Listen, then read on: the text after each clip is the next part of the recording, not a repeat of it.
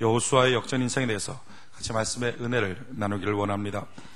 이 여호수아 1장 1절로 9절에 보면 우리 인생 사는데 참 중요한 원리 두 가지를 깨닫게 됩니다. 그러니까 하나님께서 이 땅을 창조하시고 어떻게 살아야 하느냐, 삶의 가장 핵심적인 원리 두 가지를 발견하는데, 첫 번째 1절 같이 한번 한 목소리 한번 읽어봅시다. 시작. 여호와의 종 모세가 죽은 후에 여호와께서 모세의 시종 눈의 아들 여호수아에게 일러 가라사대. 아멘. 모세의 시종 눈의 아들 여호수아를 들어서 리더로 쓰십니다. 그러니까 하나님의 원리는 종을 들어서 리더가 되게 하신다는 겁니다. 그러니까 섬기는 자만이 주도권을 갖는다. 이것이 이 땅을 만드신 하나님의 원리입니다. 그래서 성경은 너희가 높아지기를 원하느냐? 그러면 낮아지는 자가 돼야 될 것이다. 너희가 만약에 높아지기만 하려고 그러면 결국 낮아지게 될 것이고, 너희가 낮아졌을 때 높아지게 된다. 이것이 성경의 원리입니다. 한 알의 밀알이 땅에 떨어져 썩어서 없어져야 열매가 맺지, 그냥 있으면 한 알 그대로 아무것도 아니다. 그러니까 내가 영향력 있는 인생 되려면, 내가 주도적인 인생이 되려면 어떻게 살아야 되느냐? 내가 섬기는 자 돼야 된다 하는 것입니다. 그러기에 여러분들이 정말 영향력 있으려면, 주도적인 인생을 살려면 내가 무엇을 섬길까, 이걸 고민해야 됩니다. 내가 무엇을 받을까가 아니라, 교회도 마찬가지입니다. 어떻게 하면 교회의 능력과 축복을 소유합니까? 내가 교회에서 은혜 받아야지. 오늘날 많은 성도들이 왜 교회 생활을 못합니까? 이유는 교회를 다 받으러 옵니다. 그래서 나를 알아주는 교회, 나를 위로해주는 교회, 내가 은혜 받을 수 있는 교회, 그거보다 훨씬 더 중요한 건 뭡니까? 내가 섬길 수 있는 교회, 내가 내 자신을 드릴 수 있는 교회, 이것이 핵심이죠. 가정생활에서도 왜 가정이 자꾸 삐그덕삐덕거립니까? 받으려고 하니까 그런 거예요. 남편은 아내한테, 아내는 남편한테, 부모는 자녀에게, 자녀는 부모에게. 그래서 우리 부모 잘못 만났다, 나에게 주는 게 없다는 거죠. 어떻게 하면 영향력 있고 어떻게 하면 주도적인 인생을 삽니까? 내가 주는 거예요. 내가 주는 것. 그래서 이 땅을 살아갈 때 내가 무엇을 줄까? 그래서 나는 소비하는 인생이 아니라 생산하는 인생, 만들어내는 사람. 이와 같이 우리의 인식의 전환이 있을 때부터 이 땅을 살 때 주도적인 인생을 살 수 있다는 것입니다. 오늘 여러분들의 인식이 전환되는 은혜가 있기를 바랍니다. 그러니까 무엇을 받을까가 아니라, 내가 어떻게 높아질까가 아니라, 그래서 내가 높아지기 위해서 실력을 쌓고 자격증을 따고 이런 식으로 해서 높아지는 것, 결국 남이 들어오지 못하는 성을 쌓기를 원하는 것, 이걸 통해서는 영향력이 없습니다. 주도적인 인생으로 살 수 없다는 거예요.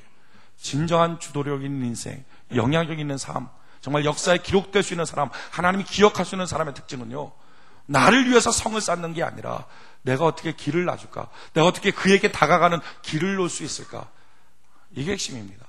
내가 어떻게 길을 놓을 수 있을까. 두 번째, 우리가 오늘 본문을 통해서 깨닫게 되는 창조의 원리는 2절에 있습니다. 2절 같이 한번 한 목소리 한번 읽어봅시다. 시작. 대종 모세가 죽었으니 이제 너는 이 모든 백성으로 더불어 일어나 이 요단을 건너 내가 그들 곧 이스라엘 자손에게 주는 땅으로 가라. 아멘. 두 번째 뭡니까? 핵심적인 원리는 일어나라는 거, 일어나라는 것. 저는 우리 교회에 있는 모든 성도가 일어나는 은혜가 있기를 바랍니다. 그냥 앉아있지 말라. 일어나라. 움직여라. 용기 있게 다니라. 이것이 이 땅에서 얻을 수 있는 방법이다 하는 것입니다. 왜 그러면 일어나서 움직여야 될 것인가? 3절 4절에 그 이유가 나와 있죠. 3절 4절 같이 한번 한 목소리 한번 읽어봅시다. 시작. 내가 모세에게 말한 바와 같이 무릇 너희 발바닥으로 밟는 곳을 내가 다 너희에게 주었노니 곧 광야와 이 레바논에서부터 그나수 유브라데에 이르는 해쪽 속의 온 땅과 또 해지는 편 대해까지 너의 지경이 되리라. 아멘. 성경의 원리가 뭡니까? 지금 하나님 말씀하신 게 뭐죠? 내가 다 주었다는 거예요. 과거형이에요. 여러분, 하나님의 모든 원리는 과거형입니다. 과거형. 다 준 것입니다. 준 것을 누리는 것, 그건 오늘 나의 몫이라는 거예요. 나의 몫. 근데 어떻게 누려야 됩니까? 발바닥으로 밟으라는 거예요. 너가 오늘 걸어가야 된다는 거예요. 너가 오늘 용기를 갖고 움직여야 된다는 거예요. 움직여야. 하나님은 다 주셨다는 것입니다. 하나님이 세상을 이처럼 사랑하사, 우리가 다 알고 있는 말씀이죠. 요한복음 3장 16절.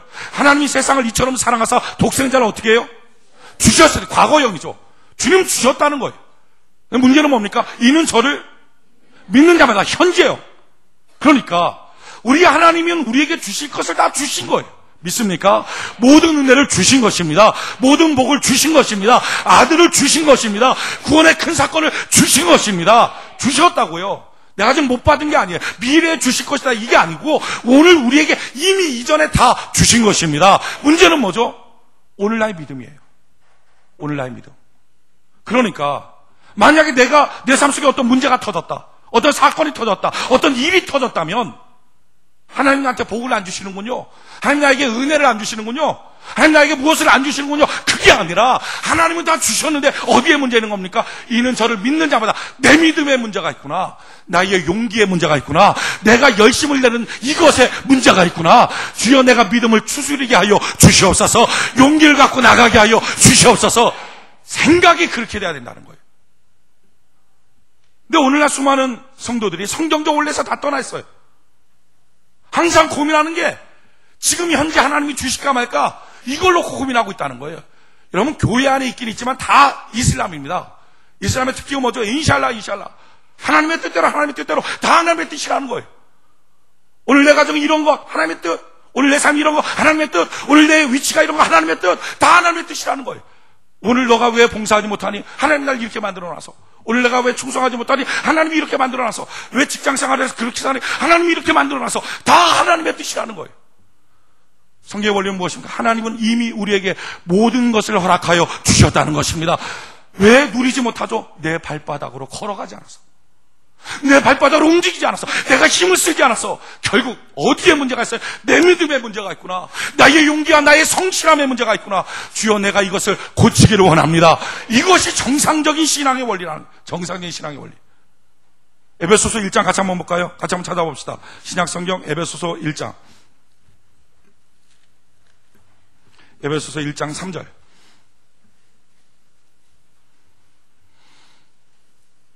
에베소서 1장 3절. 에베소서 1장 3절. 찬송하려다 하나님 곧 우리 주 예수 그리스도의 아버지께서 그리스도 안에서 하늘에 속한 모든 신령한 복으로 우리에게 복 주시되 곧 창세전에 그리스도 안에서 우리를 택하사 우리로 사랑 안에서 그 앞에 거룩하고 흠이 없게 하시려고 그 기쁘신 뜻대로 우리를 예정하사 예수 그리스도로 말미암아 자기의 아들들이 되게 어떻게 해요? 하셨으니 과거형이죠. 하늘의 모든 신령한 복으로 우리에게 복을 주셨고 만사전에 우리를 택하셨고 아들이 되게 하셨다는 거예요. 과거형 다 주신 거예요.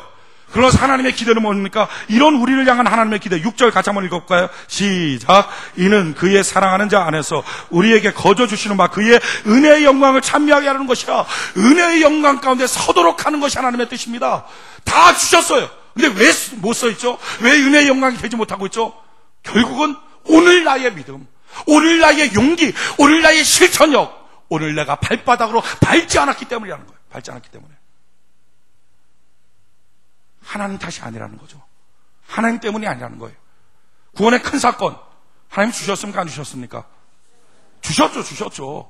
그렇다면 내가 왜 그것을 못 보고 못 누릴까요? 어디에 문제가 있습니까? 아, 그렇구나. 내 믿음이구나. 그럼 믿음 추스려야 되겠구나. 이게 원리예요. 근데 원망을 어떻게 합니까? 하나님 나한테 안 주셨다는 거예요. 그럼 난 버림받은 거 아니냐는 거예요. 나는 버림받은 건 아닙니까? 나를 왜 이렇게 취급합니까? 내가 열심을 냈는데. 어디서 문제가 생긴 거죠? 이슬람 쪽이에요. 이슬람 쪽. 지금 자기 신앙이 기독교 원리가 아니라 이슬람으로 가 있다는 거죠. 하나님은 다 주셨다는 것입니다. 주셨는데 누리지 못한다. 그렇구나. 내 믿음 문제가 있구나. 주여 내가 믿음을 추스리게 하여 주옵소서. 열심을 추스리게 하여 주시옵소서. 발바닥으로 밟아 나갈 수 있도록 나를 도와 주시옵소서. 그러면 이루어진다는 거예요. 그러면 다 영광의 찬송이 될 수 있도록 하나님이 다 돼 있다는 거예요. 다 있다. 우리에게 다 주셨다는 거예요. 또 한 가지 놀라운 사실은요. 3절 같이 한번 읽어볼까요? 에베소서 1장 3절. 에베소서 1장 3절 같이 한번 읽어봅시다. 시작. 찬송하리로다. 하나님 곧 그리스도 우리 주 아버지께서 그리스도 안에서 하늘에 속한 모든 신령한 복으로 우리에게 복 주시되. 아멘. 복을 어디 안에 주셨습니까? 그리스도 안에서. 그리스도를 벗어나면 복이 없다는 거죠. 누릴 수 못한다는 거예요. 집 떠난 탕자는 아버지의 놀라운 혜택을 받을 수 없다는 겁니다. 어디 안에 다 있어요? 그리스도 안에서. 자, 그럼 물어봅시다. 여러분들 가정에 복이 있습니까? 없습니까? 있어요. 다 주었단 말이죠. 다 죽었어요. 그런데 왜 누리지 못하죠? 어떻게 하면 누릴 수 있습니까? 그리스도 안에 들어오면. 믿습니까? 그리스도 안에 들어오면. 예수 그리스도 안에서, 주의 몸된 교회 안에서. 그러니까 내가 택함받은 사람이라면 주의 몸된 교회 안에 충성하고 봉사하고 열심을 내는 것이 너무나 당연한 것이 왜 가정에 문제 생겼습니까? 문제 해결 방법이 어디 있어요? 예수 그리스도 안에 들어오면 된다는 거예요. 여러분들 직장생활에 하나님이 이미 복을 주셨습니까? 안 주셨습니까? 주셨단 말이죠. 그 주신 복을 어떻게 하면 누릴 수 있어요? 예수 그리스도 안으로 들어오면. 이해가 됩니까? 여러분들 사업에, 여러분들 물질에, 여러분들 건강에 이미 다 복을 주셨습니까? 안 주셨습니까? 주셨다는 걸 주셨다. 다 주셨어요. 만세전에 주셨다. 근데 그걸 왜 못 드립니까? 내가 예수를 떠나니까, 내가 주의 몸인데 교회를 떠나니까 바쁘다는 핑계로, 마음 상했다는 핑계로, 뭐 어려운 일이 있다는 핑계로, 그런 식의 핑계로 떠나니까 결국은 예수 안에 주신 복을 누리지 못한다는 거예요. 집 떠난 탕자처럼 돼지 주염 열매 먹고 있지 않냐는 거예요. 핵심도 걸립니까? 돌아와라. 그리스도 안으로 들어와라. 그럼 너희가 누려야 될 모든 것들 이미 하나님이 주셨으니 그것을 너희가 누리게 될 것이라는 거예요. 이게 저는 이해가 안 되는 게, 선택받은 사람들이, 구원받은 사람들이 왜 교회 생활을 열심히 안 하는지 모르겠어요. 전 그게 제일 이해가 안 돼요. 열심히 하는 대로의 값인데, 열심히 하는 대로의 값. 여러분, 이제부터 마음의 생각을 바꾸시길 바랍니다. 여러분, 우리는 이슬람이 아니에요. 그래서 이슬람이 이단이에요. 그들이 구약 모세 오경을 다 보고 있지만 그들이 이단인 이유는 어디 있습니까? 책임이 다 하나님 책임이라는 거예요. 항상 고민하는 게, 오늘날도 마찬가지로 성도들 가운데 왜 봉사 안 하죠? 왜 열심을 안 내죠? 그 내면을 깊숙이 따져보면 이런 거예요. 항상 고민이 이겁니다. 하나님이 오늘 나에게 은혜를 주시나 안 주시나? 고민의 생각이. 하나님이 오늘 나를 용서해 주시나 안 주시나? 하나님이 오늘 나에게 구원의 큰 사건을 주시나 안 주시나? 하나님이 오늘 나에게 무엇을 주시나 안 주시나? 맨날 그거 갖고 고민해. 그러면서 오늘 나에게 이런 걸 주신다면 내가 앞으로 하나님 충성하겠습니다. 문제는 어디 있어요? 시제의 문제가 있잖아요. 시제. 하나님의 사건을 현재로 보고, 그리고 내가 충성하고 봉사하고 헌신하는 건 항상 미래로 하는 거예요. 그러니까 나는 오늘 아무것도 안 하고 있는 거예요. 성경은 어떻게 되어 있습니까? 하나님이 주신 것은 다 과거의 사건. 할렐루야. 그리고 나서 오늘 현재는 어떻게 된다고요? 내가 믿음 추스려야 된다. 내가 믿음 갖고 전진해 나가야 된다. 내가 승리하며 나가야 된다. 할렐루야. 그러면 하나님의 것들을 우리가 다 맛보게 될 것이라는 거예요. 현재 움직이는 것들을 성경은 말하고 있다는 거예요. 현재 성령의 도움으로 움직여 나가라는 거예요. 움직여 나가라. 근데 아무것도 안 하는 거예요. 그러니까 누리지는 못하죠. 그래서 항상 다시 하나님 탓이라는 거예요. 오늘 여호수아를 통해서 하나님 말씀하시죠. 이미 다 너에게 주었어. 얻는 방법 뭐라고요? 너가 발바닥으로 밟고 나가라는 것입니다. 발바닥으로. 사람은 참 얼마나 이기적이냐, 얼마나 하나님을 사랑하지 않느냐 하면은 자기의 불행과 자기의 문제의 모든 책임을 하나님께 돌리지 않으면 사람은 견디지 못할 만큼 이기적이에요. 그게 내 책임이라고 생각할 때 그게 견디지 못하는 거예요. 막 분이 나고 화가 나고, 이게 왜 내 책임이냐고. 그만큼 사람은 이기적입니다. 하나님은 자기 아들을 죽여서 나 때문에 예수 십자가에 못 박고 6시간 동안 몸짓고 피 흘려서 물 한 방울 피 한 방울 남김없이 싹 쏟아서 나를 구원할 만큼 사랑해 주셨는데, 오늘 내 인생의 불행의 짐도 하나님이 지라는 거예요. 오늘 내 인생의 불신앙의 짐도 하나님 보고 지라는 거예요. 오늘 내가 기도가 안 되는 이유도 하나님 보고 지라는 거예요. 오늘 내가 예배를 못 드리는 이유도 하나님 보고 지라는 거예요. 그렇지 않으면 견디지 못할 만큼 이기적인 존재가 우리 인간이에요.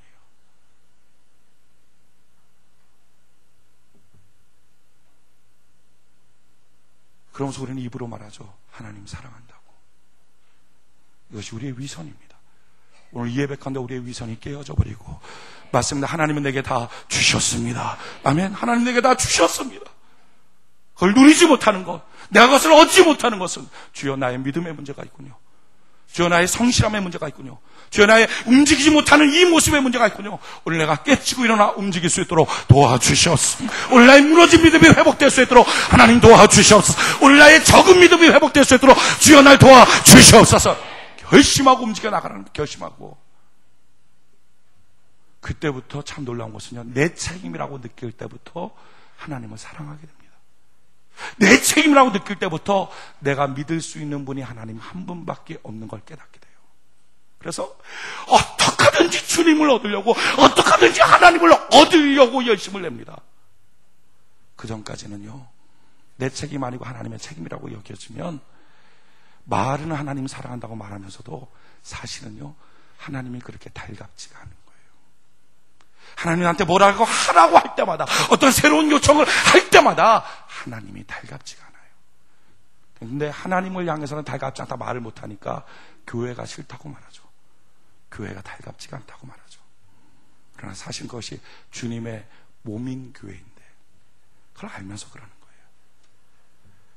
그런데 내 책임입니다. 하나님은 다 주셨습니다. 성경 원리 그대로 다 주셨는데 내가 발바닥으로 밟지 않았습니다. 오늘부터 내가 밟고 나가겠습니다 하는 순간에, 생각의 전환이 있는 그 순간부터 내가 믿는 분은 하나님 한 분이구나. 정말 내가 사랑해야 될 분이 하나님 한 분이구나. 진실한 사랑이 그때부터 나와요. 그 사랑 가운데 역사가 나타나는 거예요. 오늘 여러분, 우리의 위선이 깨뜨려지고 주님을 뜨겁게 사랑하는 은혜가 있기를 바랍니다. 정말 움직여야 될 것은 지금 하나님이 아니라 내가 움직이는 거예요. 지금 하나님이 바쁘게 움직여야 될 것이 아니라 내가 정말 바쁘게 움직이고 내가 내 마음을 고쳐먹어야 되는 거예요. 내가 내 생각을 고쳐먹어야 돼요. 하나님이 다 주셨는데 십자가를 통해서 그 아들을 주신 하나님 다 주셨습니다. 내가 누리지 못하는 건 내 믿음 때문입니다. 오늘 이 예배를 통해서 내가 결심하고 나갈 수 있도록 주여 나를 도와주시옵소서. 그럼 우리가 어떻게 나가야 될까? 어떻게 하나님을 향해야 될까? 어떻게 나의 위선의 벽을 깨뜨려버리고 하나님의 관심을 내가 끌까? 어떻게 내 삶에 수많은 문제가 있는데 그 문제를 내가 이기면서 나가야 될까? 극복하며 나가야 될까? 오늘 우리가 좀 여호수아를 통해서 그걸 좀 깨닫게 되는 은혜가 있기를 바랍니다. 여러분, 여호수아를 보면 여호수아는 지금 문제 속에 있습니다. 그 갖고 있는 문제라고 하는 것이 뭐냐면 이거예요. 하나님은 가나안 땅을 정복하라고 말씀해 주셨어요. 그러니까 가나안 땅 정복하는데 지금 앞에는 요단강이 흐르고요. 그 뒤에는 여리고성이 있어요. 근데 이 요단강이 평상시에는 강폭이 30cm밖에 안 됩니다.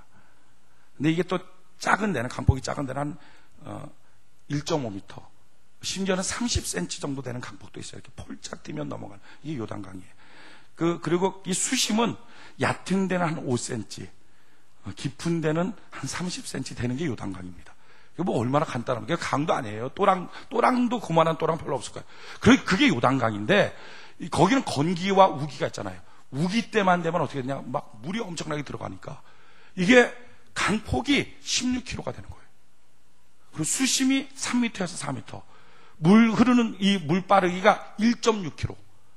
그러니까 못 건너간다는 거죠. 뗏목이 못해요. 그냥 쫙쫙 빨려 내려가니까 물이 빨리게 소용돌이 쳐갖고 사람이 쑥 빠져 죽는 게 1.6km, 시속 1.6km보다 더 늦습니다. 그러니까 뭐 엄청난 속도로 간다는 거예요.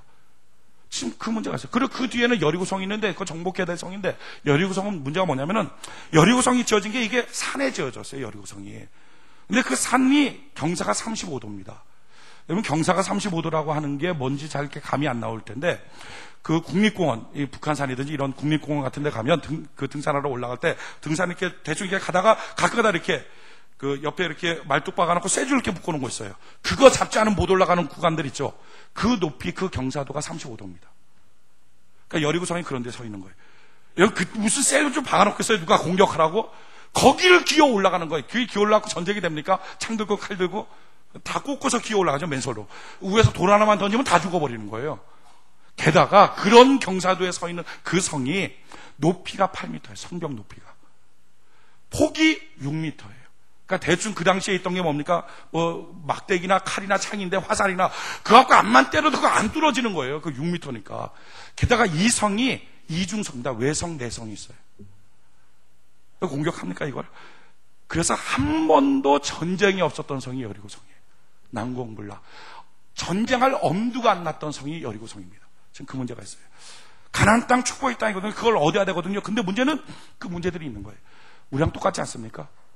하나님이 우리에게 주신 모든 축복은요, 그냥 축복만 뚝하니 주지 않아요. 반드시 문제랑 섞여 있어요. 근데 그 문제를 뽑아내는 사람은 그 복을 누리게 되고, 그 문제를 뽑아낼 수 없는 사람, 그 문제 때문에 나는 안 돼, 하나님 내게 복을 다 주셨지만 발바닥으로 밟고 나갈 때 그 문제들이 보여서 난 겁이 나서 못 나가 하는 사람들은 결국은 아무것도 얻지 못하는 거예요. 물어봅시다. 가정이 여러분들 복입니까 아닙니까? 복이죠. 갈등하지 말고 복이라고 말씀하십시오. 아무리 부부싸움 지금 하고 나와도 가정은 복입니다. 믿습니까? 근데 문제는요, 가정은 복이지만 언제나 복은 아니잖아요. 여기에 갈등이 있잖아요. 문제가 있잖아요. 근데 그 갈등과 문제를 뽑아낼 수 있는 사람은 가정 안에 복을 받죠. 근데 그걸 못 뽑아내는 사람은 갈등하고 깨지고 이혼하고 상처받잖아요. 부모가 복입니까 아닙니까? 갈등하지 마세요. 이런 질문에 제발 갈등하지 말고 그냥 복이라고 자연스럽게 말씀하시기 바랍니다. 복이란 말이에요, 복. 문제는요, 그러나 언제나 그렇지만 않단 말이에요. 거기 문제가 있잖아요. 근데 그 문제를 뽑아낸 사람은 정말 부모가 복이에요. 근데 문제를 못 뽑아낸 사람은 아버지 때문에 상처받는 딸들이 얼마나 많습니까? 상처. 교회가 복입니까? 복이잖아요.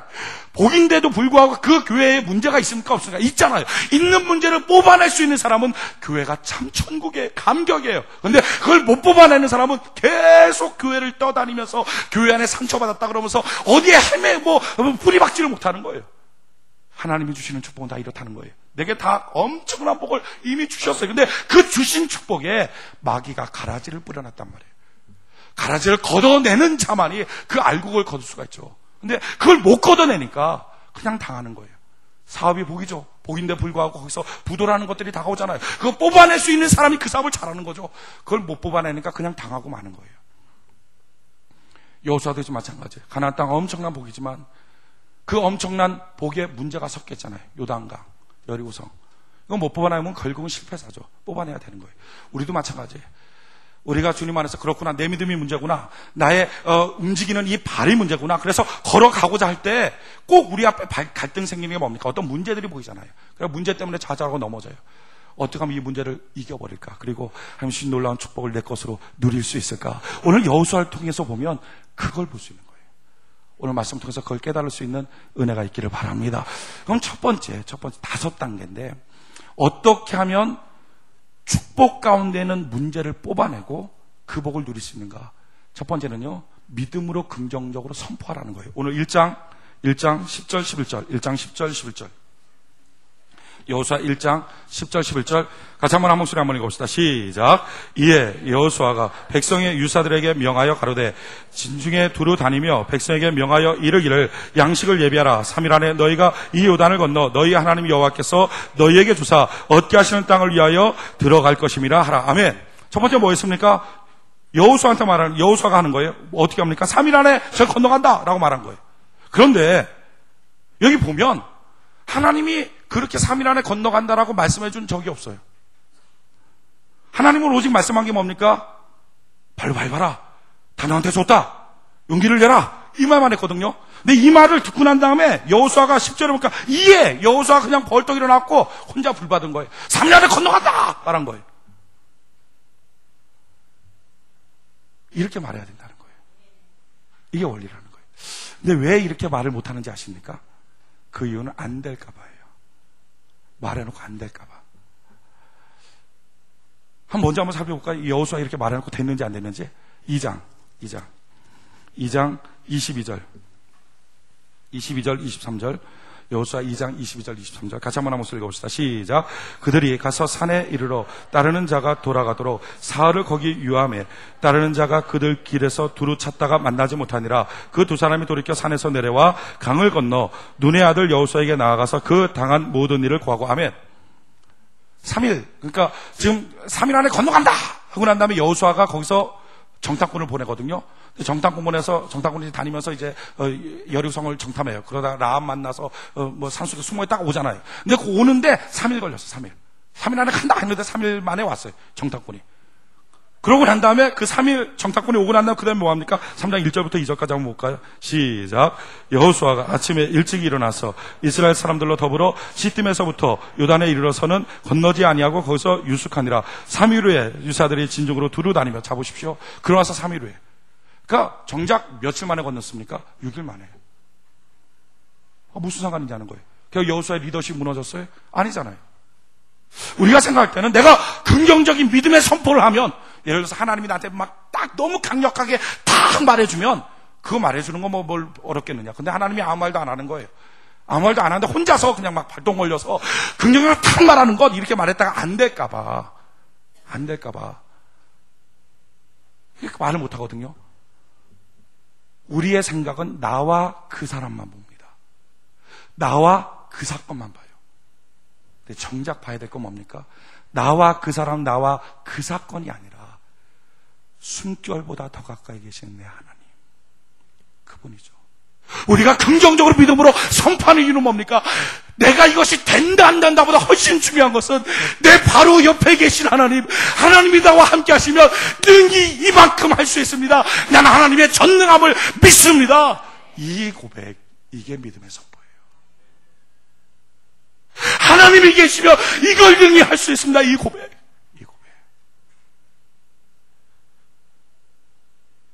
이것이 되느냐 안 되느냐가 뭐가 중요합니까? 내 명예가 깎이느냐 안 깎이느냐 뭐가 중요해요? 하나님이 곁에 계신다면 능히 이룰 수 있습니다. 이렇게 하나님께 고백하는 거. 그래서 나는 하나님께 이만큼 관심이 있어요. 하나님이 나와 함께 하신다면, 주의 전능하심으로 함께 하신다면 능히 이룰 수 있어요. 이렇게 내가 입을 열어 말할 때부터, 그때부터 하나님은 그 사람에게 관심을 갖기 시작합니다. 그 사람에게. 그 대표적인 예가 누구죠? 엘리야라고 하는 사람이에요. 엘리야를 보면요, 열왕기상 17장 1절로 2절에 보면 길앗에 우거하는 자 중에 디셋 사람 엘리야가 아벡에 고하되, 자 보십시오. 길앗에 우거하는 자, 이 엘리야라고 하는 사람은요, 길앗에 우거하는 사람이에요. 집도 없이 그냥 어디 대충 머물러 있는 사람. 근데 그 사람 중에 디셋 사람 엘리야, 보통 선지자들 보면 위에서부터 이렇게 쭉 뭐 누구의 아들 이렇게 쭉 나옵니다. 그래서 누구의 아들 누가 이렇게 나와요. 이건 다 혈통이 좋다는 거죠. 자랑할 만한 게 있다는 거예요. 근데 뭐 그것도 없으면 뭐 이것저것 나오는데, 지금 이 엘리야는 아무것도 없어요. 그러니까 디셉 사람, 디셉이라고 하는 동네 사람 엘리야라는 거예요. 근데 이 디셉이라는 동네도 성경에 보면 오직 열왕기상 17장 1절 여기 한 번 나오는 동네예요. 한 번 그 다음에. 그러니까 별로 이렇게 중요한 동네가 아니라는 거예요. 그러니까 우리로 따지면 명동, 종로 이런 데 아니에요. 가오리, 수유리 이런 동네. 이런 동네, 미아리 이런 동네. 이런 동네 엘리야라는 거예요. 누구도 관심을 안 가졌어요. 심지어는 하나님도 관심이 없어요. 그런 사람이었어요. 근데 이 엘리야가 갑자기 자기가 성경을 읽다가 불을 받아서 혼자서 발동이 걸린 거예요. 발동이 걸려서 아합 왕한테 찾아가서 고하되, 나의 섬기는 이스라엘 하나님 여호와의 사심을 가르쳐 맹세하노니, 막 자기 혼자 맹세해요. 그래서 내 말이 없으면 수년 동안 우로가 이 땅에 있지 않을 것이다 외쳐버려요. 하나님이 그렇게 가서 말하라고 한 적도 없고요, 하나님이 그럴 일이 있을 거다 이렇게 얘기한 적도 없어요. 혼자 불 받아서 혼자 자기 마음대로 가서 막 외쳐버린 거예요. 근데 놀라운 것은 그렇게 하고 나니까 다급해지신 분은 하나님이에요. 얘가 어디 가서 또 사고를 칠지 몰라요. 그래서 그 다음에 어떻게 합니까? 그 다음에 여호와의 말씀이 엘리야에게 임하여 가라사대, 너 그리스로 가라, 사르바스로 가라 이러면서 계속 하나님이 그를 막 움직여요. 훈련시켜요. 여러분, 이게 하나님의 관심을 끄는 방법입니다. 하나님의 관심 끄는 방법. 하나님의 관심 끄는 것, 내가 믿음으로 하나님이 곁에 계신다면 이런 일이 능히 있을 수 있습니다 하고 선포하는 것. 그때부터 하나님께서, 야, 너가 날 정말 믿고 있구나, 너가 날 인정하고 있구나, 너가 망신당할 일, 그것이 예측됨에도 불구하고 그것보다 너 얼굴보다 훨씬 더 나라고 하는 존재를 믿고 있구나. 이것이 하나님의 관심을 끄는 첫 번째 방법이에요. 두 번째는요, 이것만 하면 안 돼요. 여기서 한 걸음 더 나가야 돼요. 한 걸음 더 나가는 건 뭐냐면은, 내 앞에 있는 두려움을 내 뒤로 돌려놔야 돼요. 이게 무슨 방법이냐? 내 앞에 있는 두려움을 내 뒤로 돌려놓는다는 게, 지금 여호수아가 정복해야 될 성은 어디입니까? 여리고성이에요. 여리고성. 근데 그 앞에 진짜 두려움이 있어요. 요단강. 그건 건너갈 수 없는 강이에요. 그래서 이 두려움 때문에 정말 정복해야 될 그 성을 못 가요. 그래서 항상 시기만 보자, 기회만 보자 이렇게 말해요. 근데 그게 아니라는 거예요. 여러분, 이 요단강은요, 정복해야 될 강은 아니에요. 그냥 두려울 뿐이지. 강 정복하면 뭐합니까? 거기서 배 타고 놀 겁니까? 정말 정복해야 될 것은 그 땅이잖아요, 땅. 근데 정말 정복해야 될 곳까지 못 가고, 정말 문제까지도 못 가고 항상 두려움에 빠졌어요. 우리의 상태가 이렇다는 거예요. 아버지한테 가서 말을 해서 아버지가 바뀌어야 돼요. 아버지가 문제예요. 그럴 때 아버지한테 가서 말해야 되는데, 문제는 아버지한테 말하러 가기까지가 힘든 거예요. 그 말을 꺼내기까지가 힘든 거예요. 그 두려움. 뭐 어떤 일들 마찬가지로. 그러니까 그 문제까지 가는 것, 그 사이에는 그 두려움이 자기를 못 가게 만들어요. 그래서 항상 뭐라고 말합니까? 때를 보자, 기회를 보자. 지금은 때가 아니야. 지금은 두려워. 안 돼. 좀 지나가야 돼. 근데 그게 아니죠. 여러분, 두려움 앞에 있습니까? 문제가 있는데 그 문제 앞에 지금 두려움이 있어요. 그래서 문제까지 가지도 못합니까? 방법은 뭐죠? 그냥 문제를 바라보고 두려움을 무시하고 걸어가라는 거예요. 무시하고.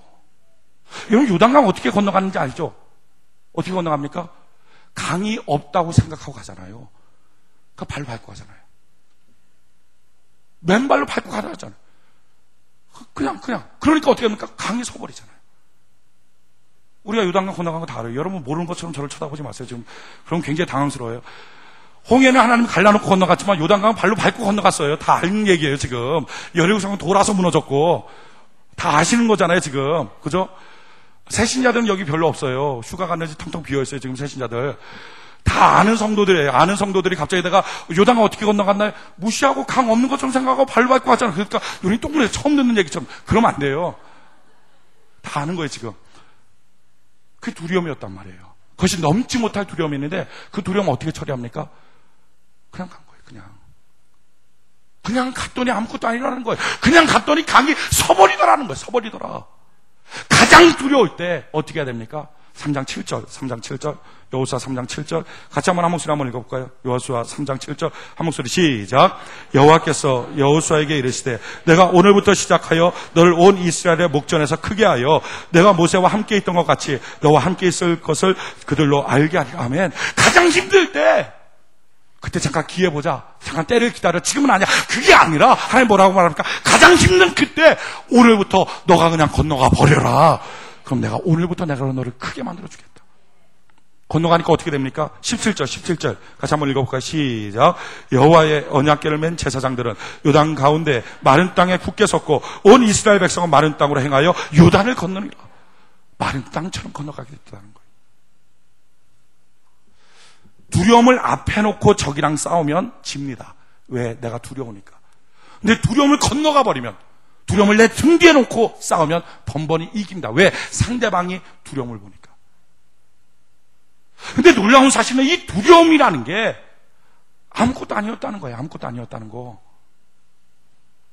우리가 이 땅을 살면서 두려움이 얼마나 많습니까?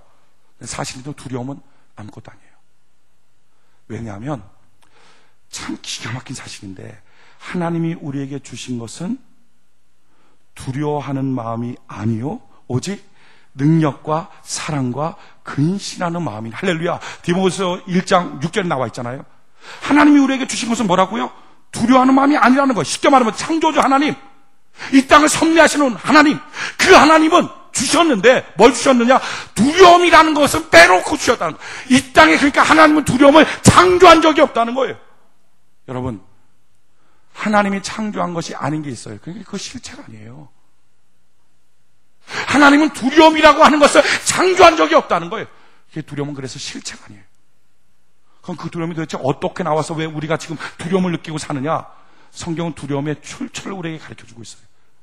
히브리서 2장 14절로 15절에 보면 자녀들은 혈육에 함께 속하였음에 그도 또한 한 모양으로 혈육에 함께 속하심은 사망으로 말미암아 사망의 세력을 잡은 자 곧 마귀를 없이 하시며 또 죽기를 무서워함으로 일생에 매여 종로를 타는 모든 자들을 놓아주려 하심이니. 아멘. 자, 보십시오.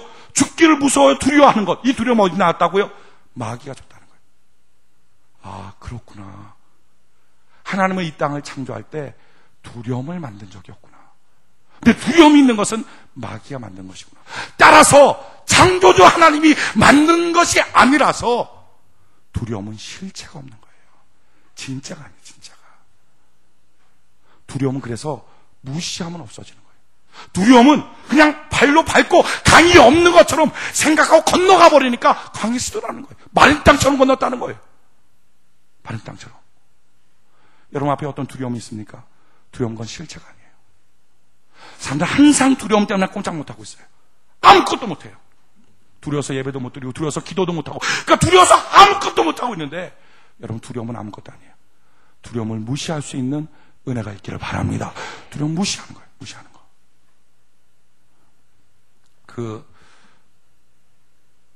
우화 같은 거 텐데 어떤 사람이 막 마차를 막 몰고 갔대요.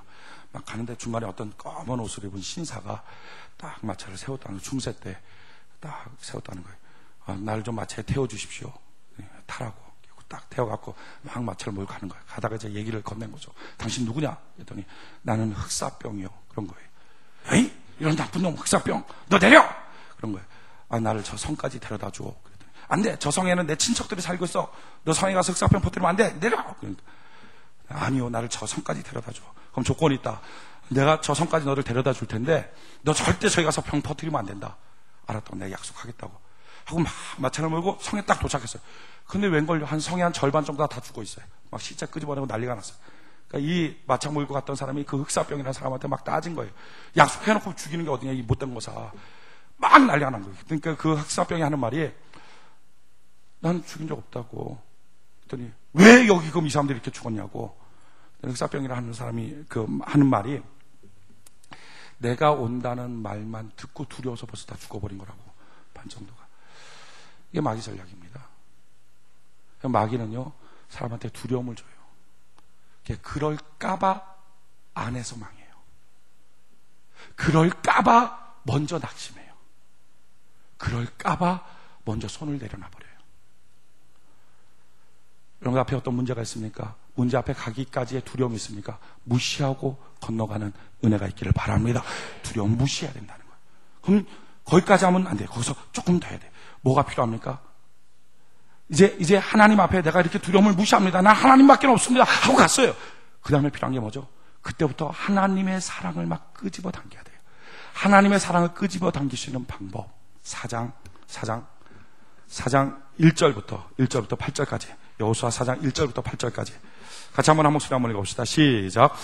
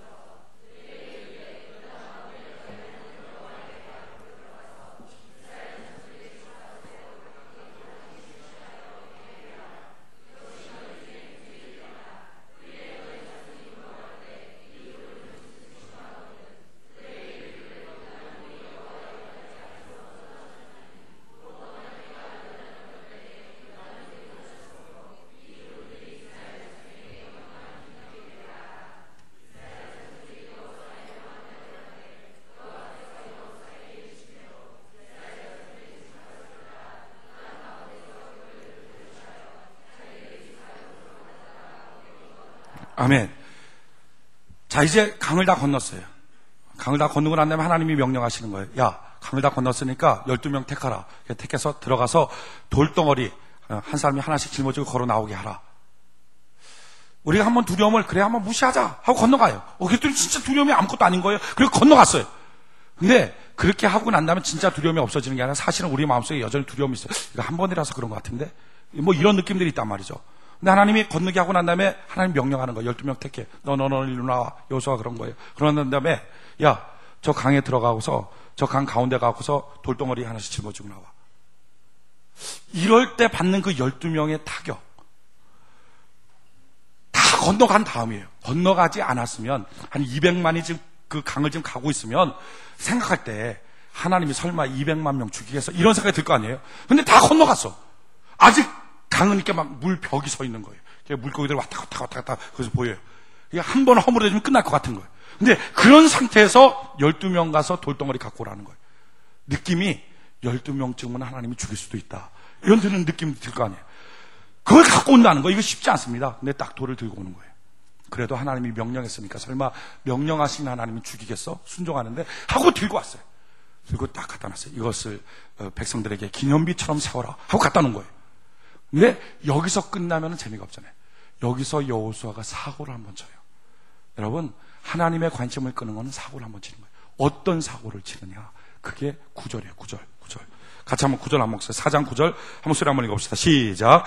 여호수아가 또 요단 가운데 곧 언약궤를 맨 제사장들의 발이 선 곳에 돌 12를 세웠더니 오늘까지 거기 있더라. 아멘. 그렇게 하고 난 다음에 그걸로 하나님 명령 끝이에요. 뭐 별 얘기 없었어요. 근데 여호수아 혼자 갑자기 발동이 걸려서 야, 12명 또 들어와. 얼마나 싫었겠어요? 너 또 들어와. 그리고 돌 여기다 또 세워. 그때 명령이 없었을 때예요. 하나님 명령하지 않은 거예요. 그렇게 세워놓고 난 다음에 됐어. 우리 나가자.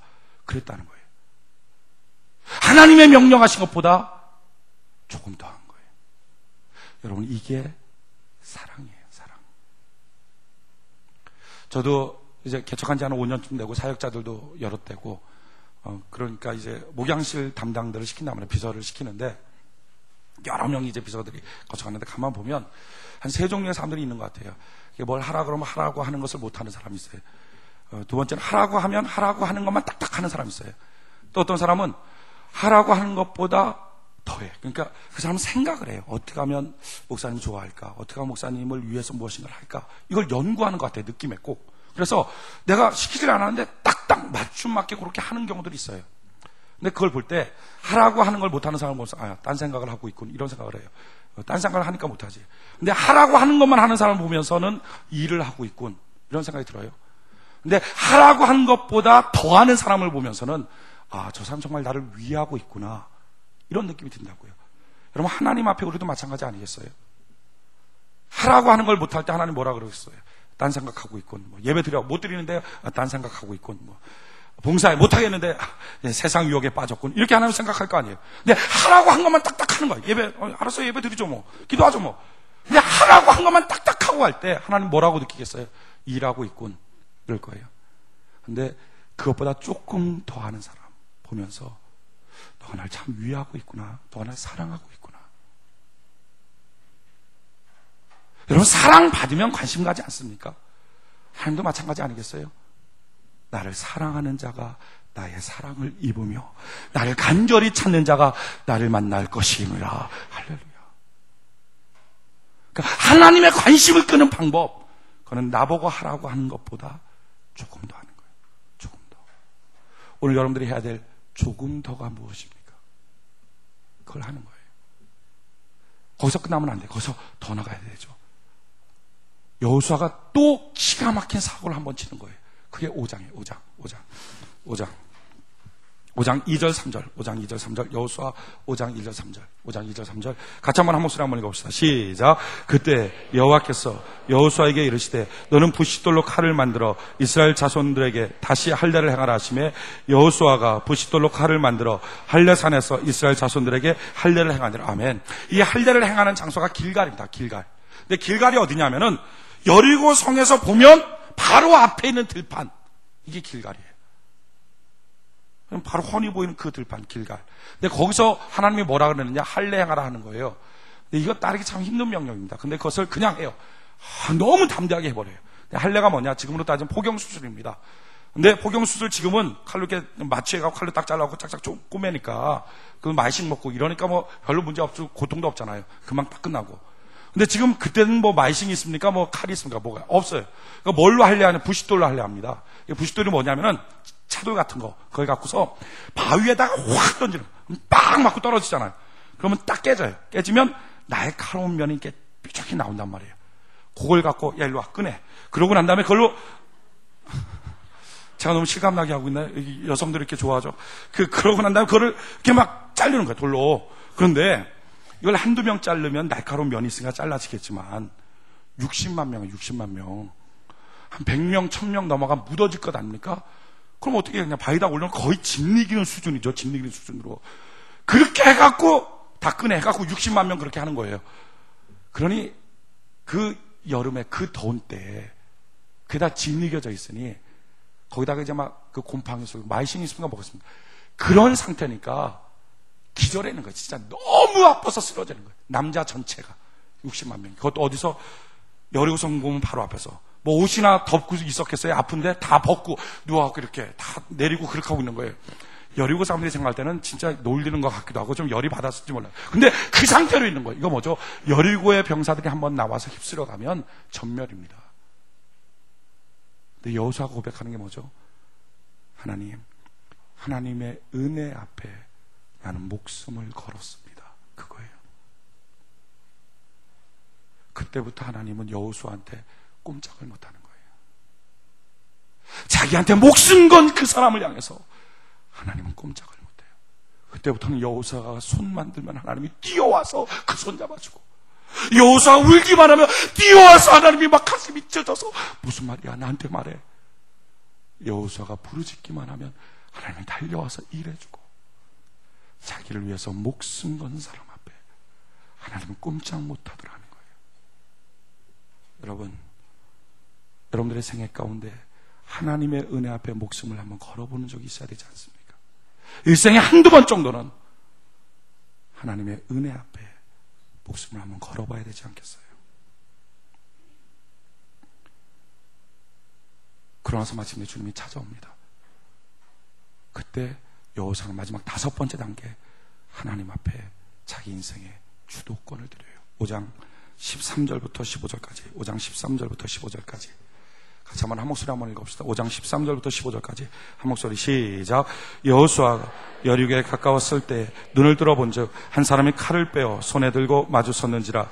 여호수아가 나아가서 그에게 묻되 너는 우리를 위하여 우리의 대적을 위하느냐? 그가 가로되 아니라 나는 여호와의 군대 장관으로 이제 왔느니라. 여호수아가 땅에 엎드려 절하고 가로되 나의 주여 종에게 무슨 말씀을 하려 하시나이까?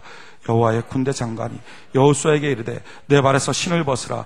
내가 선 곳은 거룩하니라. 여호수아가 그대로 행하니라. 아멘. 아침에 주님이 찾아왔을 때 그 주님 앞에 자기의 신을 벗습니다. 신을 벗는다는 것은 그 당시에 종들만 신을 벗죠. 난 주의 종입니다. 고백해요.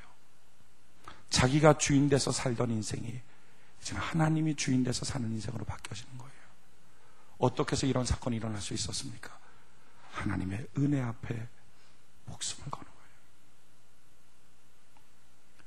여러분, 이번 한 주간 동안 이거 필요하지 않습니까? 정말 여러분들이 구원의 큰 사건을 경험하기 위해서 해야 된다면 이것이 하나님 왜 나한테 안 주십니까? 나는 뭡니까? 이게 아니라 다 주신 하나님 앞에 내가 어떻게 해야 됩니까? 내가 먼저 믿음으로 선포해야 돼요. 하나님, 이번 수련의 기간까지 나에게 큰 사건, 나에게 구원의 큰 감격을 허락하여 주시옵소서. 그래서 여러분들 앞에 어떤 두려움들이 있습니까? 못할 것 같은 두려움이 있습니까? 무시하십시오. 그냥 건너가십시오. 그리고 조금 더 하십시오.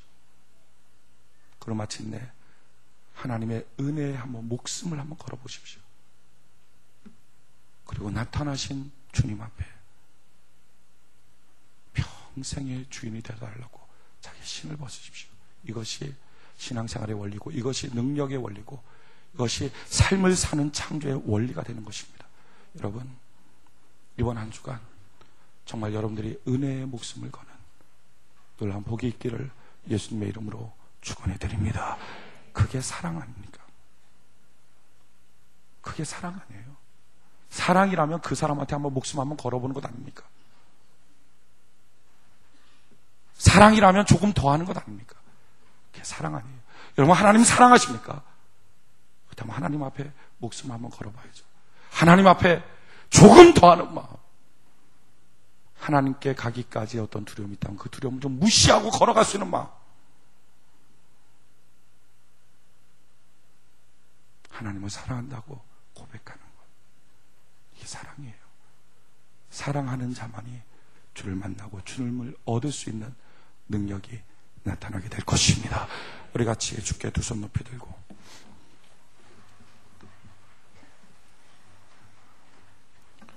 우리 나빛을 주를 향하여 들고